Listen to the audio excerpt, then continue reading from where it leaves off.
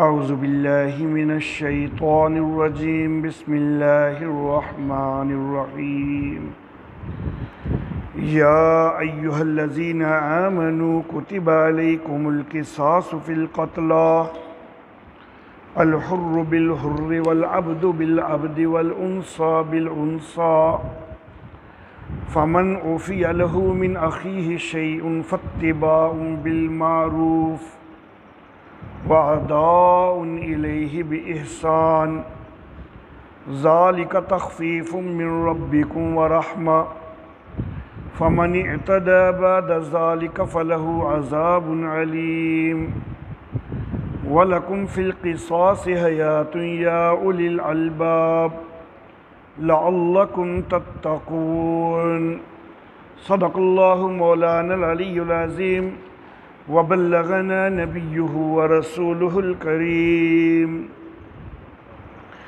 اے ایمان والو، تم پر قصاص فرض کیا گیا ہے مقتولوں میں، آزاد کے بدلے آزاد اور غلام کے بدلے غلام اور عورت کے بدلے عورت۔ پس جس کو اپنے بھائی سے کچھ معاف کیا جائے تو پیروی کرنا ہے دستور کے مطابق اور ادا کرنا ہے اس کو نیکی کے ساتھ۔ یہ تخفیف ہو گئی تمہارے رب کی طرف سے اور رحمت ہو گئی۔ پس جو کوئی زیادتی کرے اس کے بعد تو اس کے لیے دردناک عذاب ہے، اور تمہارے لیے قصاص میں زندگی ہے اے عقل والو، تاکہ تم پرہیزگار ہو جاؤ۔ محترم احباب، گزشتہ درس میں نے یہ بات ذکر کی تھی کہ اگلی آیات جو آ رہی ہیں، یعنی جو آج کے درس میں تلاوت کی گئی ہے آیت نمبر 178 سے، تو یہاں سے سورہ مبارکہ کا دوسرا حصہ شروع ہوتا ہے۔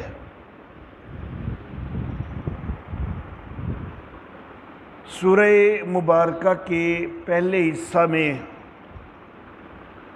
دو مرکزی مضامین تھے، توحید اور رسالت۔ اب یہاں سے سورہ مبارکہ کا دوسرا حصہ شروع ہو رہا ہے، اور اس دوسرے حصے کے بھی دو مرکزی مضامین ہیں۔ ایک ہے اللہ کی راہ میں جہاد اور قتال، اللہ کی راہ میں لڑائی کرنا، اور دوسرا ہے انفاق فی سبیل اللہ، اللہ کی راہ میں خرچ کرنا۔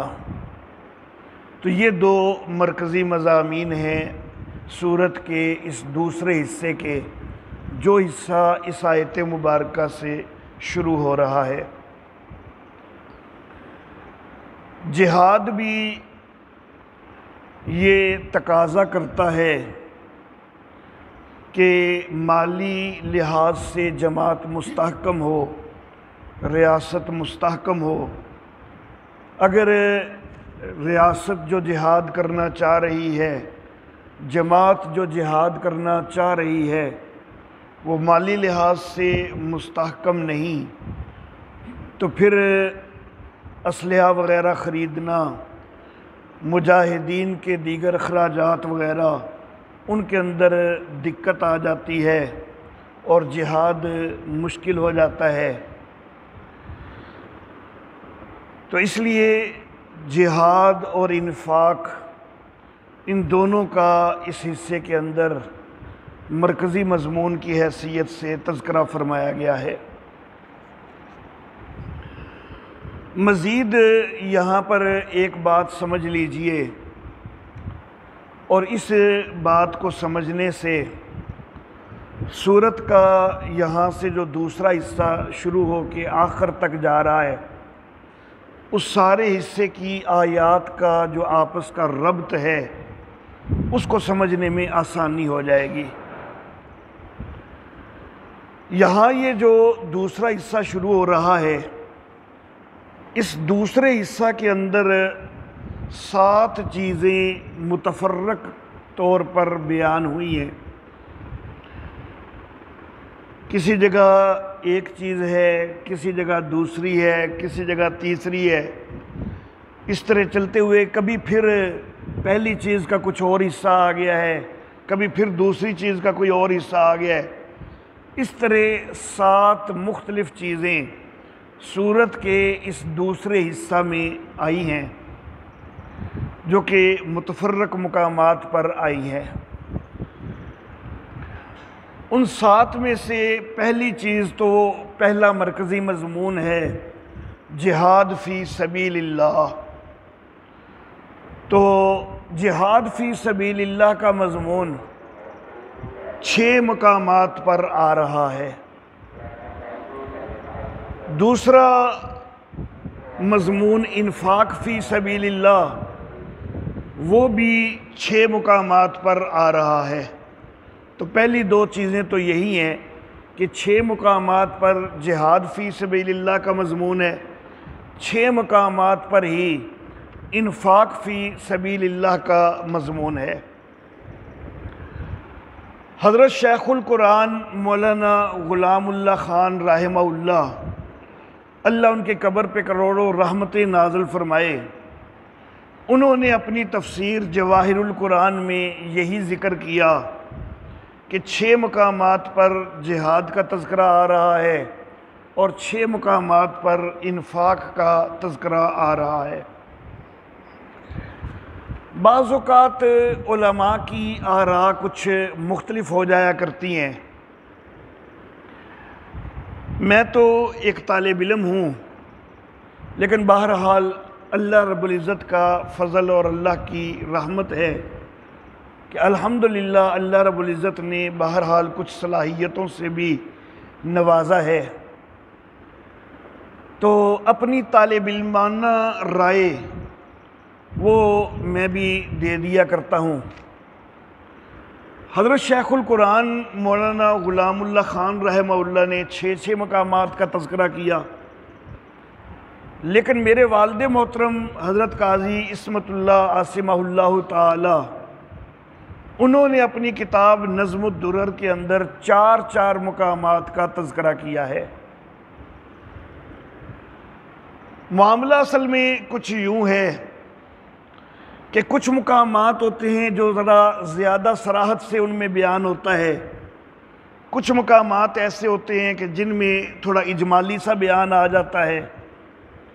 تو والد صاحب نے 4 مقامات کا تذکرہ کیا ہے، انہوں نے کچھ اجمالی مقامات جو ہیں ان کو نظر انداز کر دیا، لیکن حضرت شیخ القرآن مولانا غلام اللہ خان رحمہ اللہ وہ 6 مقامات کا تذکرہ کرتے ہیں۔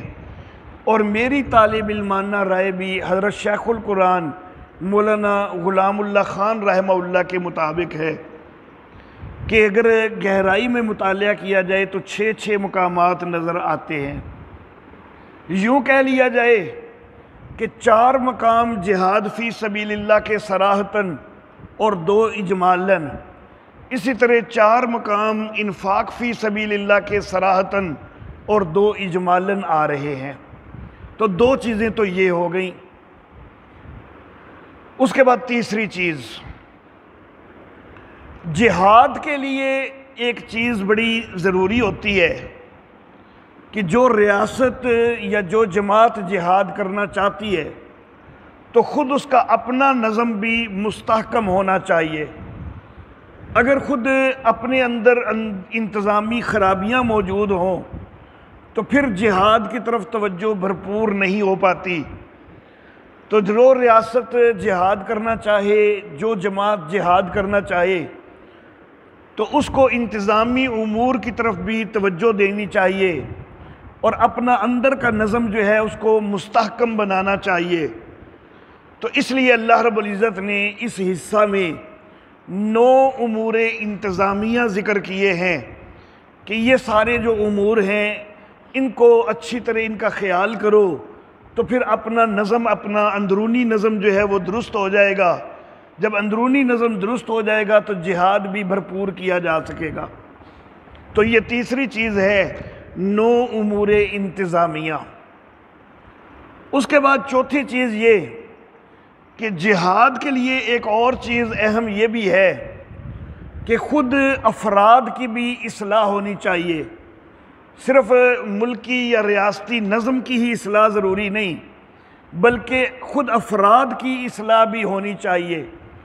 تو اس کے لیے اللہ رب العزت نے اس حصہ میں 3 امور مصلحہ ذکر کیے ہیں کہ جن امور کے اوپر بندہ کاربند ہو جائے تو بندے کی اصلاح ہوتی ہے۔ ایک نماز کا تذکرہ کیا، ایک روزے کا تذکرہ کیا، اور ایک حج کا تذکرہ کیا۔ تو یہ 3 امور مصلحہ بھی اس حصہ کے اندر آ رہے ہیں۔ تو یہ 4 چیزیں ہو گئیں۔ امور مصلحہ اس لیے بھی اہم ہیں کہ اپنی اصلاح ہوگی تو پھر جہاد کی طرف توجہ بہتر ہو سکے گی، اور امور مصلحہ اس لیے بھی بہتر اور مناسب ہیں کہ اپنی اصلاح ہوگی تو پھر ان امور انتظامیہ جو ہیں، جو سیاسی نظم اور ریاستی نظم کو درست کرتے ہیں، ان کی طرف بھی توجہ درست ہو سکے گی۔ اگر خود اپنی ہی اصلاح کوئی نہ ہو تو پھر ریاستی نظم کیسے درست کیا جا سکے گا؟ تو بہرحال 4 چیزیں ہو گئیں۔ اس کے بعد 5ویں چیز یہ کہ 2 قوانین ذکر کیے گئے ہیں، ایک اہل ایمان کے لیے، ایک کفار کے لیے، اور پھر ان 2 قوانین کے متعلق 3 قصے بھی آئے ہیں۔ یہ 5ویں چیز ہے۔ 6ٹھی چیز یہ ہے کہ ایک مناسبت کے ساتھ 5 ذو جہتین مسئلے آئے ہیں۔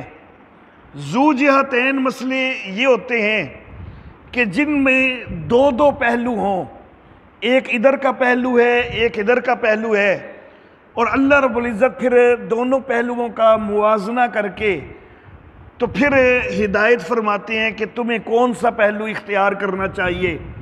تو 5 ذو جہتین مسئلے وہ ایک مناسبت سے آئے ہیں۔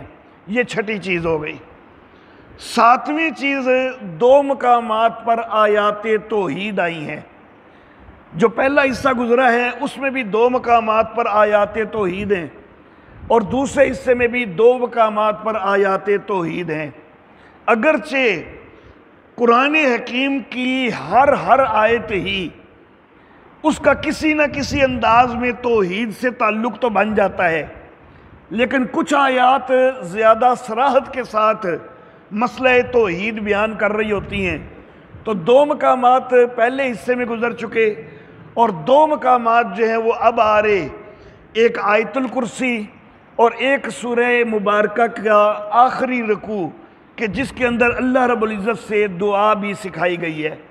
تو یہ 7 چیزیں ہیں جو متفرق طور پر اس اگلے حصے کے اندر بیان ہوئی ہیں۔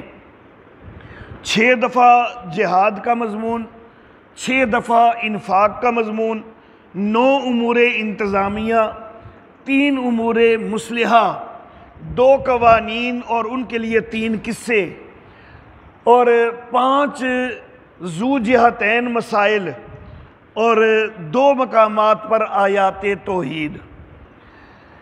اللہ رب العزت فرماتے ہیں کہ یا ایھا الذین آمنوا، اے ایمان والو، کتب علیکم القصاص فی القتل، تمہارے لیے قصاص فرض کیا گیا ہے، لازم کیا گیا ہے مقتولوں میں۔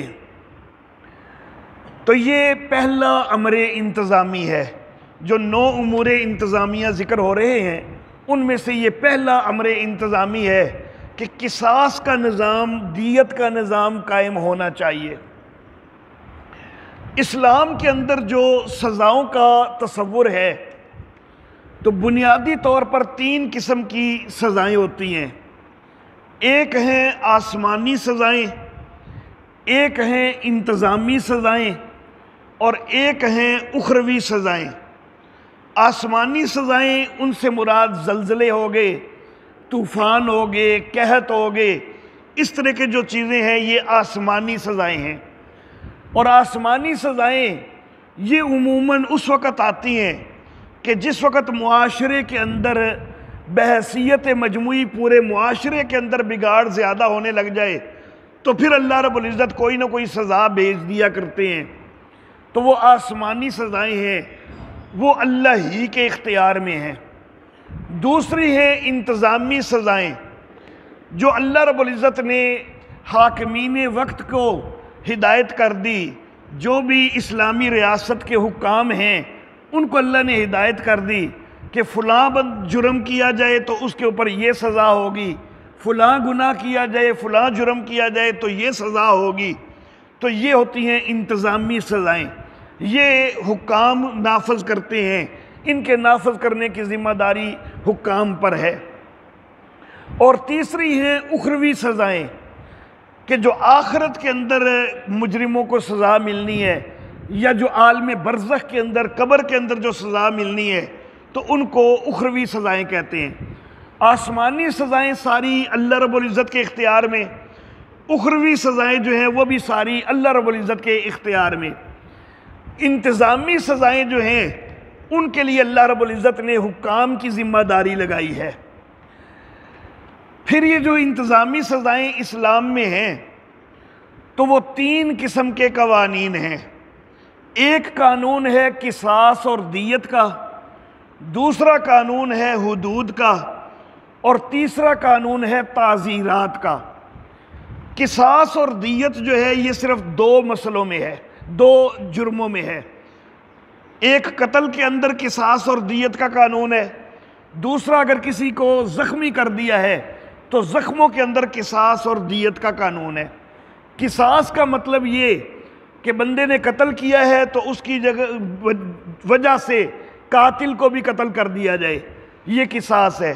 یا ایک بندے نے دوسرے کو زخمی کیا ہے تو جتنا اس نے اس کو زخمی کیا ہے اتنا ہی اس کو زخمی کیا جائے، یہ قصاص ہے۔ لیکن قصاص کی جگہ پر اگر مقتول کے ورثاء راضی ہو جائیں، یا اگر زخمی ہوا ہے بندہ تو وہ زخمی ہونے والا راضی ہو جائے تو پھر قصاص کی بجائے دیت بھی ہو سکتی ہے۔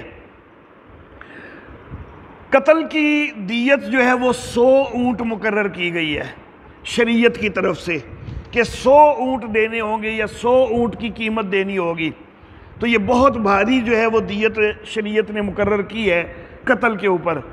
زخموں کے اوپر دیت جو ہے وہ ایک ہی متعین نہیں ہے، وہ زخموں کی نوعیت چونکہ مختلف ہوتی رہتی ہے تو پھر زخموں کی نوعیت کے لحاظ سے ہے۔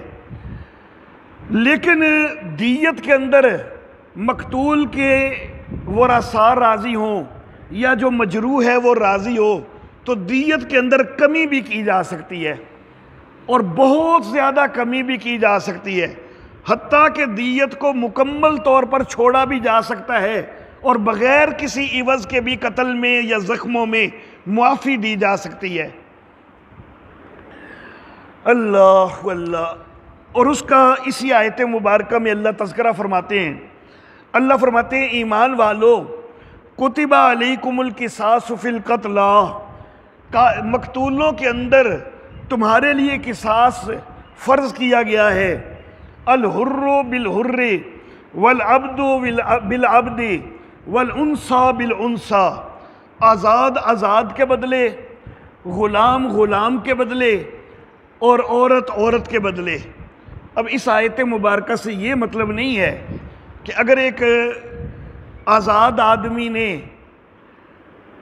غلام کو قتل کیا ہے تو قتل ہوا ہے غلام، تو غلام غلام کے بدلے اللہ نے کہا ہے، قاتل اگرچہ آزاد ہے لیکن قتل تو غلام ہوا ہے تو اللہ نے کہا ہے کہ غلام غلام کے بدلے، تو ہم یہ کہیں کہ پھر جو آزاد قاتل ہے اس کو قتل نہیں کیا جائے گا بلکہ غلام قتل ہوا ہے تو اس کے بدلے میں کوئی غلام ہی قتل ہوگا، یہ مطلب نہیں ہے آیت کا۔ آیت کا مطلب کچھ اور ہے۔ 2 توجیہات معروف ہیں اس آیت مبارکہ کے حوالہ سے۔ ایک یہ کہ عرب کے اندر اونچ نیچ طبقاتی تقسیم یہ بہت زیادہ تھی۔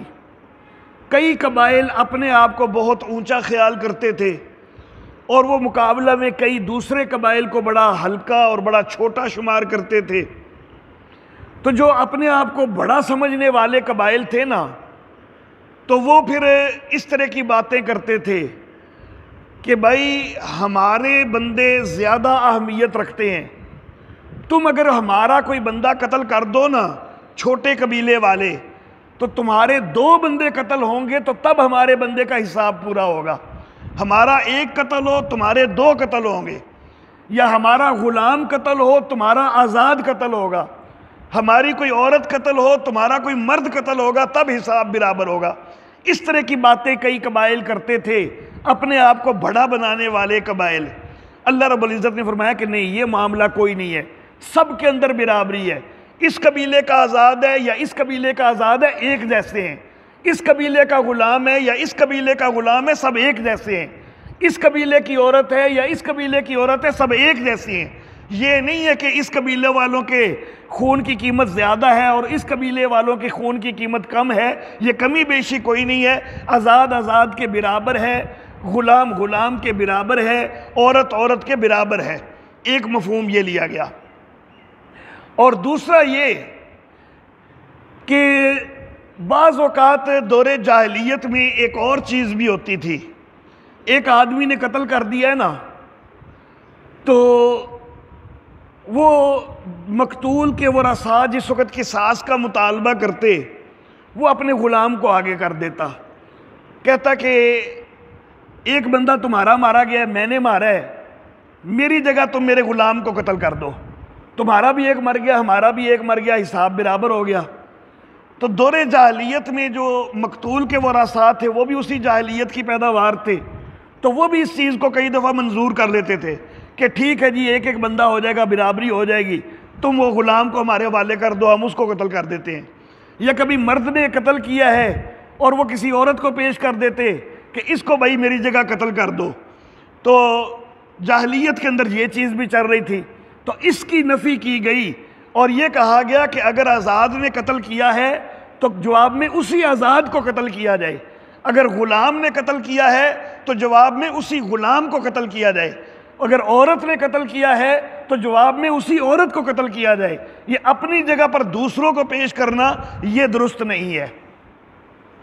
فَمَنْ أُوفِيَ لَهُ مِنْ أَخِيهِ شَيْءٌ فَاتِّبَاعٌ بِالْمَعْرُوفِ وَأَدَاءٌ إِلَيْهِ بِإِحْسَانٍ، پس جس کو معاف کیا گیا اپنے بھائی سے کچھ، تو پھر پیروی کرنا ہے دستور کے مطابق اور اس کو ادا کرنا ہے نیکی کے ساتھ۔ قصاص کے بدلے میں، یعنی قتل کے بدلے میں قتل تھا جس کو قصاص کہتے ہیں، لیکن بہرحال مقتول کے ورثاء انہوں نے نرمی کر دی، گنجائش کر دی، انہوں نے کہا چلو ہم قتل نہیں کرتے تمہارا بندہ، ہم دیت لے لیتے ہیں، یا پھر دیت کے اندر بھی کئی دفعہ انہوں نے کمی کر دی کہ 100 اونٹ مقرر ہیں لیکن چلو ہم 50 لے لیتے ہیں، کیونکہ دیت کے اندر جتنی مرضی کمی کر لیں وہ جائز ہے، 100 سے سیدھے 1 اونٹ پر بھی آ جائے تب بھی جائز ہے، بلکہ بالکل جب مفت کر دے، معاف کر دینا وہ بھی جائز ہے، تو پھر دیت 1 اونٹ آنا وہ تو بڑی بات ہے۔ تو بہرحال جس وقت انہوں نے نرمی کی ہے کہ بھائی چلو دیت دے دو یا پھر دیت بھی تھوڑی دے دو، جب وہ نرمی کر رہے ہیں نا تو پھر آگے تمہیں بھی خیال کرنا چاہیے نا۔ جب انہوں نے نرمی کی ہے تو پھر جتنا طے ہو گیا ہے اب اس کو تو دستور کے مطابق ادا کرو نا، جتنا طے ہوا ہے بعد میں اس کو بھی جو ہے وہ گول بول نہ کر جاؤ، بلکہ وہ ضرور دو، نیکی کے ساتھ ان کو ادا کرو، ان کو ادا کرنے میں تنگ نہ کرتے رہو کہ ان کے چکر لگواتے رہو کہ ہم فلاں تاریخ کو دیں گے، پھر فلاں تاریخ کو دیں گے، فلاں تاریخ کو دیں گے، اس طرح نہیں، بلکہ نیکی کے ساتھ ان کو ادا کرو۔ یہاں پر ایک لفظ اللہ رب العزت نے استعمال فرمایا بڑا ہی قابل غور ہے کہ اللہ فرماتے ہیں فَمَنْ أُوفِيَ لَهُ مِنْ أَخِيهِ شَيْءٌ، اپنے بھائی سے جس کو کوئی چیز معاف کی گئی ہے، حالانکہ ایک قاتل فریق ہے اور ایک مقتول کے ورثاء ہیں، تو بظاہر تو دشمنی ہے، لیکن اللہ کیا کہہ رہے ہیں کہ من اخیہ، اس کے بھائی سے معاف کیا گیا ہے، تو گویا کہ اسلامی اخوت جو ہے وہ اس کے باوجود بھی برقرار رہتی ہے کہ ایک نے دوسرے گروہ کا قتل بھی کر دیا ہے تو پھر بھی اسلامی اخوت جو ہے وہ ایک بڑی اہمیت کی حامل ہے۔ اللہ پھر بھی یہی درس دیتے ہیں کہ قتل کا بدلہ چلو ہو جائے، قصاص ہو جائے، دیت ہو جائے یا معافی ہو جائے، لیکن اس کے بعد جو ہے جس وقت وہ بدلہ چکا دیا گیا یا معافی کر دی گئی تو پھر بھائیوں کی طرح ہی رہنا ہے، پھر ایک دوسرے کے ساتھ اچھا سلوک ہی کرنا ہے۔ یہ اسلامی تعلیمات ہیں، خوبصورت تعلیمات۔ فرمایا کہ ذالک تخفیف من ربکم ورحمہ، یہ تخفیف ہو گئی تمہارے رب کی طرف سے اور رحمت ہو گئی۔ ایک مفہوم تو یہ کہ قصاص کے بدلے، قتل کے بدلے ہمیشہ قتل ہی نہیں رکھا، بلکہ نرمی کر دی، تخفیف کر دی کہ چلو دیت بھی ہو سکتی ہے یا بالکل معافی بھی ہو سکتی ہے۔ تو ایک تو یہ تخفیف اور رحمت ہے۔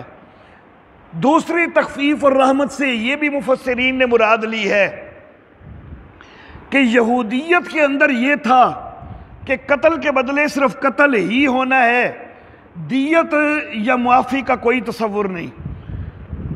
تو کئی دفعہ پھر یہ معاملہ مشکل ہو جاتا، جیسا کہ میں انشاءاللہ ابھی ذکر کرتا ہوں۔ اور عیسائیت کے اندر صرف معافی ہی معافی تھی، اس سے کئی لوگوں کے جذبات بڑھکے ہوتے، لیکن ان کو جو ہے وہ اپنے اندر پینے پڑتے اور یہ ان کے لیے ٹینشن کا باعث بنتا اور اندر جو ہے وہ بغض رکھے جاتے۔ تو یہ دونوں چیزیں جو ہیں نا، یہودیت کے اندر سخت حکم زیادہ تھا اور عیسائیت کے اندر زیادہ ہی نرمی کر دی گئی کہ بالکل معافی ہی معافی کرنی ہے۔ تو شریعت اسلامیہ نے تخفیف کر دی کہ دونوں کی گنجائش دے دی، قصاص لینا چاہتے ہو قصاص لے لو، معاف کرنا چاہتے ہو معاف کر دو، دیت لینا چاہتے ہو دیت لے لو۔ تو یہ بڑی نرمی ہو گئی، آسانی ہو گئی۔ اب دیکھیں، میں نے ذکر کیا شروع میں کہ 3 قسم کے انتظامی سزائیں ہیں۔ ایک ہے قصاص اور دیت، جس کی میں نے کچھ تفصیل بیان کی۔ ایک ہے حدود، قصاص اور دیت ہے صرف زخموں میں اور قتل میں، ان کے علاوہ اور کسی میں نہیں۔ 2 جرم ہیں جن میں قصاص اور دیت ہے، 5 جرم ہیں جن میں حدود ہیں۔ زنا کی ہے تو اس کے اوپر حد لگے گی، شراب پی ہے تو اس پر حد لگے گی، چوری کی ہے تو اس پر حد لگے گی، ڈکیتی کی ہے تو اس پر حد لگے گی، اور اگر کسی کے اوپر تہمت لگائی ہے تو اس پر حد لگے گی۔ اور حدود شریعت کی طرف سے متعین ہے، اللہ نے خود متعین کیے ہوئے ہیں کہ مثلا زنا کیا ہے تو شادی شدہ ہے تو سنگسار کیا جائے، اور اگر غیر شادی شدہ ہے تو 100 کوڑے لگائے جائیں، شراب پی ہے تو 80 کوڑے متعین ہے شریعت کی طرف سے۔ تو حدود وہ ہیں کہ جن کی سزائیں اللہ نے متعین کی ہوئی ہیں اور ان کے اندر معافی کوئی نہیں ہے۔ حدود کے جو جرائم ہیں نا، ان میں معافی کوئی نہیں ہے۔ اگر جس کے ساتھ زیادتی ہوئی ہے اگر وہ معافی کرنا چاہتا ہے نا، تو اس کا بس یہ طریقہ کہ پھر وہ عدالت میں جائے ہی نہ۔ اگر وہ معافی کرنا چاہتا ہے تو عدالت میں جائے ہی نہ، لیکن اگر وہ عدالت میں چلا گیا ہے اور پھر عدالت کے اندر جرم ثابت ہو گیا اگر، تو پھر نہ عدالت معاف کر سکتی ہے، نہ حکومت وقت معاف کر سکتی ہے، نہ ہی جس کے ساتھ زیادتی ہوئی ہے وہ یا اس کے لواحقین، ان میں سے کوئی بھی معاف نہیں کر سکتا۔ حدود کو اللہ کا حق کہا جاتا ہے کہ یہ اللہ نے چیز نافذ کی ہے تو یہ اللہ کا حق ہے کہ جو اللہ نے نافذ کیا ہے بس اس کو پورا کیا جائے، اس میں کمی نہیں کر سکتے ہم۔ تو حدود والا معاملہ جو ہے اس میں معافی کوئی نہیں۔ حالانکہ حدود کی نسبت قتل بڑا گناہ ہے نا، چوری، ڈکیتی، زنا، تہمت وغیرہ، ان کی نسبت قتل بڑا گناہ ہے، لیکن قتل کے اندر معافی ہو گئی، ان حدود والے معاملات کے اندر معافی کوئی نہیں۔ اللہ اللہ، اس کی حکمت یہ ہے کہ کئی دفعہ قتل کے اندر جواب میں قتل ہی کیا جائے نا، تو وہ ایک ہی خاندان کے اندر معاملہ اور بگڑ جاتا ہے۔ بھائی نے بھائی کو مثلا قتل کر دیا ہے، اب دعویٰ کرنے والی بہنیں ہیں، ان کا ایک بھائی تو مارا ہی گیا ہے، تو دوسرا بھی اگر قتل ہی ہونا ہے تو دوسرا بھی گیا، تو ان بہنوں کے لیے تو دوہرا صدمہ ہو جائے گا نا. تو یہ ایک ہی گھر کے اندر کئی دفعہ صدمے دوہرے ہونے لگ جاتے ہیں. تو اس لیے قتل کے اندر معافی تک بھی رکھ دی گئی. تو پہلا قانون ہے قصاص اور دیت کا، وہ صرف 2 جرائم میں ہے، قتل میں اور زخموں میں. حدود جو ہے وہ 5 جرائم میں ہے. تو یہ ہو گئے 7 جرم. باقی جو ہیں ان کے اندر ہیں تعزیرات. ان 7 جرائم کے علاوہ کوئی بھی اور جرم ہو تو اس کے اندر شریعت نے تعزیر رکھی ہے. تعزیر کا مطلب یہ ہے کہ شریعت نے خود سے کوئی سزا مقرر نہیں کر دی کہ ضرور اس کی یہ ہی سزا دینی ہے، بلکہ وہ حاکم وقت کی ثوابدید پہ چھوڑ دیا گیا ہے، یا پارلیمنٹ ہے یا عدالت عظمیٰ ہے، یعنی جو بھی کوئی ادارہ کسی ریاست کے اندر وہ اس چیز کے لیے مقرر کر دیا گیا ہے کہ اس ادارے کے پاس یہ اختیار ہے کہ وہ سزائیں نافذ کرے گا، تو وہ جو سزا بھی دینا چاہیں ان جرائم کی وہ دے سکتے ہیں. تو ان کو کہتے ہیں تعزیرات. تو بہرحال قصاص اور دیت جو ہے اس کے اندر معافی بھی ہو سکتی ہے. تو اگر یہودیت کی طرح قتل کے بدلے صرف قتل ہی ہوتا تو پھر کئی خاندانوں کے لیے دوہری جو ہے وہ مشقتیں بن جاتی. اللہ اللہ اللہ فرماتے فَمَنِ اعْتَدَىٰ بَعْدَ ذَلِكَ، پھر جو کوئی اس کے بعد حد سے بڑے زیادتی کرے، فَلَهُ عَذَابٌ عَلِيمٌ، اس کے لیے دردناک عذاب ہے. ہم نے تو تخفیف والے حکم نازل کیے ہیں، لیکن بندے پھر حکموں کے اندر خرابیاں کرنے لگ جائیں.